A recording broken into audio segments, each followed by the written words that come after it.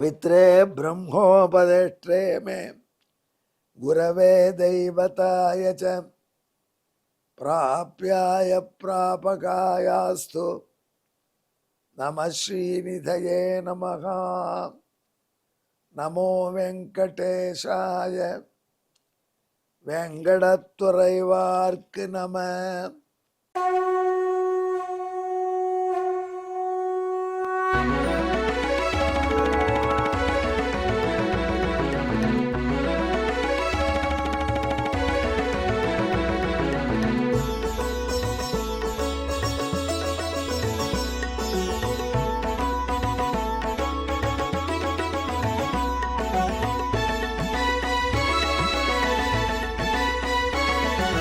सहस्रनामं सहस्रनामं श्रीवेङ्कटेश सहस्रनामं सहस्रनामं सहस्रनामं श्रीवेङ्कटेश सहस्रनामं।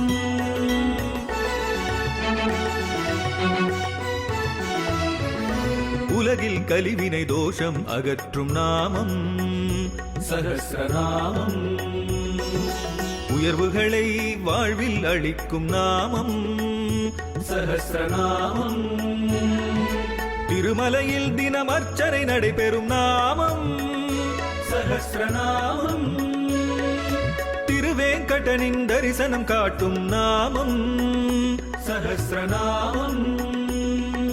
சகஸ்ரநாமம் சகஸ்ரநாமம் श्रीवेङ्कटेश सहस्रनामं सहस्रनामं सहस्रनामं श्रीवेङ्कटेश सहस्रनामं।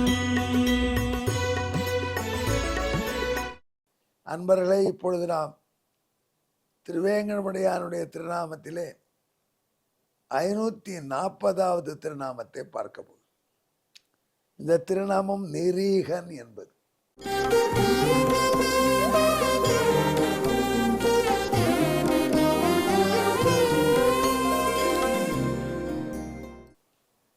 நிரீகன் என்றால் என்ன பொருள்? ஈகா என்றால் ஆசை, நிரீகன் என்றால் ஆசையற்றவர். பகவானுக்கு ஆசையே கிடையாது. ஆமாம், ஏனென்றால் அவன் அவாப்த சமஸ்த காமன், அடைய வேண்டியதெல்லாம் அடைஞ்சுட்டான். அப்புறம் என்ன சார் ஆசை இருக்க போகிறது? ஒரு ஆசையும் இல்லை. நமக்கு எல்லாருக்கும் வசதினா, ஆனால் ஒரு பயிலும் அப்படி சொல்ல மாட்டேங்கிறான். அதான் கஷ்டம். யாராவது போய் கேட்டா எல்லாம் கிடச்சிடுத்து, இருந்தாலும் ஒரு ஆனால் ஒன்று போடணும். இருந்தாலும் என்ன, என் பேர பிள்ளைக்கு சரியாக படிப்பு வரல, ஏதாவது சொல்ல, கொள்ளு பேரனுக்கு படிப்பு வரல, இல்லை கொள்ளு பேரனுக்கு நீட் எக்ஸாம் பாஸ் ஆகலை, ஏதோ ஒரு ஈகை ஆசை இருக்கும். ஆனால் எம்பெருமான் ஆசையே அற்றவன். என்ன, அடைய வேண்டிய தனத்தையும் அடைந்தவன் சுவாமி. அப்படிப்பட்ட ஒரு கடவுள் இருந்து நமக்கு காரியம் ஆகாது. ஏன்னா அவருக்கு ஏதாவது ஆசை இருந்தால் தான் நாம் அவருக்கு தான் கொடுக்கலாம். சப்போஸ் அவருக்கு எல்லாம் நடந்தது, அவர்கிட்ட முன்னாடி ஏன் நாம் பழம் வைக்கணும்? நான் வைக்கிற பழம் தான் அவனுக்கு காப்பாற்ற போகிறதா? யாரையும் எடுத்துன்னு போய் அதில் எனக்கு வேண்டாம்னு சொல்ல மாட்டாரா? அப்புறம் நமக்கு என்ன கொடுப்பார் அவர்? அன்லஸ் நாம் ஒருத்தரோட காரியம் பார்க்கணும்னா அவருக்கு ஏதாவது தேவை இருந்தால் அதை நிறைவேற்றி வச்சா நம்ம காரியம் நடக்கும். அதனால் பகவான் நிரீகனாக இருந்தால் ரொம்ப கஷ்டமாச்சு. அது கொஞ்சம் சிக்கலான திருநாமமாக இருக்கு. அனுஷ்டானத்துக்கும் விருத்தமாக இருக்குது. அவன் தலையை மொட்டை அடிக்கிறேன்னு வேண்டிக்கிறான். அவர் என்ன சொல்கிறார்? மொட்டை அடிச்சுட்டாலும் அனுகிரகம் பண்ணுறார். மொட்டை அடிச்சிருந்தாலும் அவருக்கு என்ன லாபம்? இவன் மொட்டை அடிச்சுட்டா இல்லை, மொட்டை அடிக்கிறச்சே வரக்கூடிய கூந்தல் அவைகளை விற்று அது பணம் அடிக்கிறார். அது இப்போ லேட்டஸ்ட்டாக ஒரு மெஷின் வேறு வந்திருக்காங்க. கீழே உட்காந்து அப்படியே சார்னு மொட்டை அடித்து எடுத்து கொடுத்துரும். அதெல்லாம் படம் பார்க்குறோம், யூடியூப்பில் வருது. திருவேங்கட மலையில் பழைய ஆள் உட்காண்டதெல்லாம் மன வேண்டியதில்லை பார்பர். அங்கே ஒரு மெஷின் இருக்குது, வேக்யூம் மிஷின். டப்புன்னு அடித்தா அது தலைமையில் இருக்கிற மயிர் அப்படியே எடுத்து உள்ள கொடுத்துரும். இதெல்லாம் கஷ்டப்பட்டு இந்த முடியை வாங்கிட்டு என்ன பண்ணுறாரு அவர்? அவருக்கு தான் எல்லாம் இருக்க அந்த முடி. அப்புறம் இவங்க தான் தேவஸ்தானத்தில் அல்லது தர்மஸ்தானத்தில் அதை முடியெல்லாம் விற்று விக் பண்ணுறவங்களுக்கு கொடுத்து, அரசியல்வாதிகள் சில வீட்டுக்கு போட்டுக்கிறாங்க, நடிகர்கள் போட்டுக்கிறாங்க, எல்லாருக்கும் விக் வேண்டியிருக்கு, அவர்களுக்கு கொடுப்பார். அதனால் இது அவர் விரும்பித்தானே வாங்குறார். ஈகா விருப்பமே இல்லைன்னு சொல்லலாமான்னா அவருக்கு விருப்பம் இல்லை. இதில் அவருக்கு ஒன்றும் தேவையில்லை. பணம் அவருக்கு என்ன பஞ்சம் சுவாமி? ஸ்ரீனிவாசன் அவர் அகலகில்லேன் இறையுமென்று அலர்மேல் மங்கை உரை மார்பா. உலகத்தில் இருக்கிற எல்லாரும் லக்ஷ்மி அருள் வேணும், லக்ஷ்மி அருள் வேணும்னு அவளை தொடர்ந்து ஓடுறா. ஆனால் அந்த லக்ஷ்மி இவர் மார்பில் விட்டு நகர மாட்டேன்னு உட்காந்துருக்கார். வேற எங்கேயும் போக மாட்டேன். அகலகில்லேன் இறையும் அகலகில்லேன் அப்படின்னா அவர் எப்பேற்பட்ட ஆளாக இருக்கணும். அவரை போய் இந்த முடி காணிக்க, இந்த 1.5 மோதிரம் காணிக்க இதெல்லாம் திருப்தி ஆக்கிடுமா? அதனால் அவர் விருப்பத்தோடு இருக்காருன்னு தான் சொல்லணும். நீங்கள் அவர் விருப்பமற்றவர்னு சொல்லக்கூடாது. இந்த பேரே நாரதர் கொஞ்சம் சரியாக சொல்லலைன்னா பெரிய விஷயம். நாரதர் சொல்கிறார நாம் புரிஞ்சுக்கணும், பகவானுக்கு விருப்பம் கிடையாது. பின்ன குபேரன்ட்ட கடன் வாங்கியிருக்கார், அந்த வட்டியை தீக்கிறதுக்கு கொடுக்குற. நீயே உபன்யாசம் பண்ணிட்டே இருக்க, இப்போ திடீர்னு இவருக்கெல்லாம் தேவையில்லைங்கிற. ஏன்பா குழப்புற? அப்பா குபேரன்ட்ட ஒரு கடனும் வாங்கலை, கடனுக்கு வட்டி கொடுக்கறதுங்கிறது எல்லாம் ஒரு செட்டப். எதுக்கு? நீ எதாவது கொடுக்கறதுக்கு. ஐயா அவர் தான் ஒன்றுமே வேண்டாமே, ஏன் இப்படி கேட்குறாரு அப்படின்னா அது உள்ள மர்மத்தை நாம் புரிந்து கொள்ள வேண்டும். பகவான் அவாப்த சமஸ்த காமனாக இருந்தாலும் எல்லாம் பெற்றுவிட்டாலும் அவன்கிட்ட நாம் ஒரு பொருளை கொண்டு போய் கொடுத்து என் அப்பனே ஏற்றுக்கொள்ளு சொல்லும் பொழுது பகவானுக்கு ஒரு சந்தோஷம். இவன் நமக்கு கொடுக்க வந்திருக்கானேன்னு ஆனந்தப்படும்.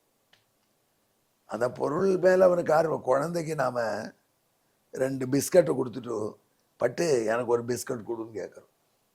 பிஸ்கட் கொடுத்ததே நாம் தான் அந்த குழந்தைக்கு. குழந்தை போப்போ அப்படிங்கிறது குழந்தை உடனே கொடுக்குமா? எந்த குழந்தையா சேட்டு கொடுக்குறதா பாருங்க, கொடுக்காது. ஏன்னா பல ஜென்மங்களாகவே எனக்கு எனக்கு எனக்கு எல்லாத்தையும் தனதாக அள்ளி போட்டுன்ற பிரகிருதி இது. அதில் ஒரு மனுஷனும் தனக்கு தான் வேணும், தனக்கே தான் வேணும்னு நினைக்கிறான். குழந்தைகிட்ட கொடுத்துட்டு திரும்பி வாங்குறது அவ்வளோ ஈஸி இல்லை. ஏதாவது சில குழந்தை போனால் அப்புறம் அதிசயமாக கொடுக்கும். எந்த குழந்தையாவது நம்ம கெஞ்சணும், அப்பா அம்மா விளையாடுவா, தடப்பட்டு ஒரு பிஸ்கட் எனக்கு கொடுக்கக்கூடாதானே பலால் வாயில் போடணும் ஒன்று. ஏன்னா ஸ்பாட்டை விட ஓடி போயிடுது, பிடிக்க வரான் பார், பிடுங்க வரான். ஆனால் எம்பெருமான் நம்ம இந்த குழந்தை மாதிரி தான் வச்சுருக்கான். எனக்கு கொடுறான்னு கேட்குறான், கொடுத்துட்டு அந்த குழந்தைகிட்ட தகப்பனார் எவ்வளோ ஆனந்தப்படுறாரோ அவ்வளோ ஆனந்தப்படுறான். நம்மகிட்ட தான் கொடுக்கறதுக்கு அவனே கொடுத்தா தான் நம்ம கொடுக்க முடியும். நமக்கு தான் ஒன்றுமே அவன் கொடுக்கலையே, அடுத்தபடி ஒரு கேட்குறான். நாம் என்ன பெரிய பெரிய அரசியல்வாதியா? அன்னதானம் பண்ணுறதுக்கு 1/2 கோடி, இதுக்கு 1 கோடின்னு கொடுக்கறதுக்கு? நம்மக்கிட்ட நமக்கே அன்றாடங்காட்சி இல்லையே சுவாமி. நாம் எத்தை அவனுக்கு கொடுப்பதுன்னா அதை புரிந்து கொள். நீ எத்தை அவனுக்கு கொடுக்கணும்னா உன்னால் முடிஞ்ச எத்தை கொடுத்தாலும் ஏற்றுப்பான். சர்வேஸ்வரனாக இருந்தாலும், ஸ்ரீயப்பதியாக இருந்தாலும், அவாப்த சமஸ்த காமனாக இருந்தாலும் நீ கொடுக்கக்கூடிய பொருளை பார்த்து இதுவரைக்கும் கிடைக்காத பொருள்கிட்ட ஒரு பக்கி வர மாதிரி வாங்கிப்பான். ஆனால் ஆசையற்றவன்னு சொல்கிறீரேன்னா ஆசையற்றவன் தான்.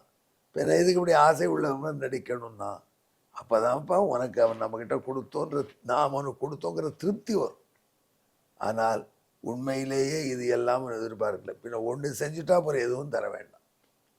எங்கள் எம்பெருமான் அவனுக்கு எல்லா வித வேலையும் செய்வான், என்ன வேலை கொடுத்தாலும் செய்வான்.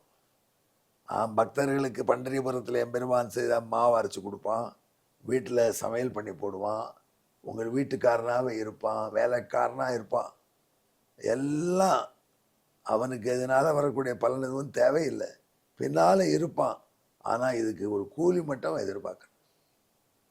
அது என்ன கூலின்னு கேட்டால், வேலையை ஆரம்பிக்கிறதுக்கு முன்னாடி அவன் நீங்கள் கை கூப்பிட்டா போதும். நீங்கள் முதலிலே எம்பெருமானை 2 கையும் குவித்து வணங்கி விட்டீர்களானால் அந்த அட்வான்ஸ் பேமெண்ட்டுக்கு அப்புறம் எதுவுமே வேண்டாம், அவன் உங்களுக்கு தன்னையே கொடுப்பான். அதனால் பகவானுக்கு தேசிகன் சொல்கிறார், பிரதமாஞ்சலி கிங்கரஹா. முதல்ல மட்டும் 2 கையும் சேர்த்து வேங்கடத்துறைவார்க்கு நமன்னு சொல்லிடுங்க. அதுக்கப்புறம் பகவான் உங்கள்கிட்ட எதையும் எதிர்பார்க்காமல் உங்களுக்கு பணிவிடை செய்கிற வேலைக்காரனாகவே மாறிடுவான். இதுதான் எம்பெருமானுடைய தனித்ததொரு தன்மை. இதை நமக்கு ஞாபகப்படுத்த தான் இந்த அற்புதமான திருநாமத்தை நாரதன் சொல்கிறான். அவனுக்கு எதுவும் தேவையில்லையப்பா, ஆனாலும் நீ அவன்கிட்ட உன்னை ஒப்படைச்சு 2 கையும் கூப்பிட்டேயானால் அப்புறம் உனக்கு அவன் பணியாளாக இருப்பான். அந்த சம்பளம் போனஸ் எல்லாம் எதிர்பார்க்குற மாதிரி இருப்பான். இது திருவேங்கடமுடையானுடைய மாபெரும் தன்மை. அதை ஒரு விஸ்வாமித்திர மகர்ஷிக்கிட்ட போய் எம்பெருமான் இமௌஸ்வ முனிஷார்தூல கிங்கரவு சமுபஸ்திதவும், ராமன் லக்ஷ்மணும் காட்டில் போன முதல் நாள் விஸ்வாமித்திரரை பின்தொடர்ந்து காலையில் குளித்து விட்டு வந்து தங்கள் காலை கடன்களை முடித்து குளித்து விட்டு வந்து விஸ்வாமித்திர திருவிழையில் விழுந்து பணிந்து தங்களுடைய தொண்டர்கள் இருவரும் வந்திருக்கிறோம் என்று சொன்னார்களாம். அப்படிப்பட்ட எம்பெருமான் அன்பை தவிர எதையும் எதிர்பாரான். அன்பை காண்பிக்கூடிய அஞ்சலி தவிர எதையும் எதிர்பார்க்க மாட்டான். அதனால் அவனுக்கு ஈகை ஆசை என்பது கிடையாது. எனவே அவன் நிரீகன் என்று நாரதர் சொன்னார். அன்பர்களே, இந்த திருநாமத்தை விளக்கக்கூடிய ஸ்லோகம் ரொம்ப ஞாபகம் வச்சுக்க. நமசா விதே மத்தே என்று வேதம் அடிக்கடி சொல்லும். எம்பெருமானே, உனக்கு நமஸை சமர்ப்பித்தேன்.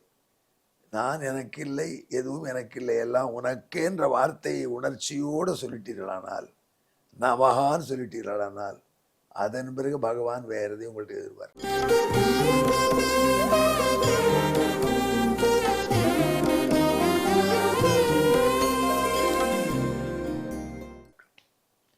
அதனால்தான் ஆவாப்பிய காமான் அகிலான் விபாதி தஸ்மாச்ச காச்சின் நகிதஸ்ய சேகா நிரீக நமாசஹரிஸ்ததஸ்ய நமஸ்யா கேவலமீட்யதேசு.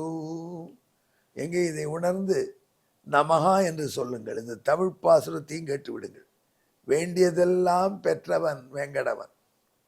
எனவே தேவை எதுவும் மற்ற தேவு. வணக்கம் வழிபட்டேன் என்றாலே போதும். எனவே நிரீகன் தானாமே வெங்கடவன். எங்கே எம்பெருமானே, நிரீகனே, எங்களை காத்தருள் என்று என்னை உன்னிடம் ஒப்படைத்தேன் என்று கை குவியுங்கள். என்னுடன் கலந்து ஜெபியுங்கள். நிரீகாய நமஹா, நமோ வெங்கடேஷாய, வெங்கடத்துறைவார்க்கு நமா. நன்றி, வணக்கம்.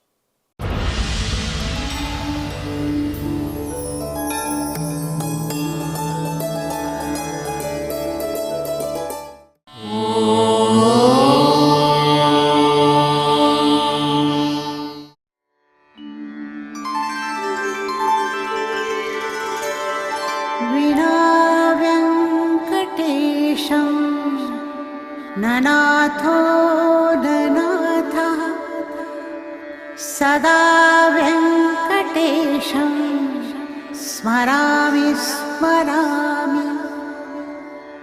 हरे वेङ्कटेश प्रसीद प्रसीद. प्रियं वेङ्कटेश प्रयच्छ प्रयच्छ.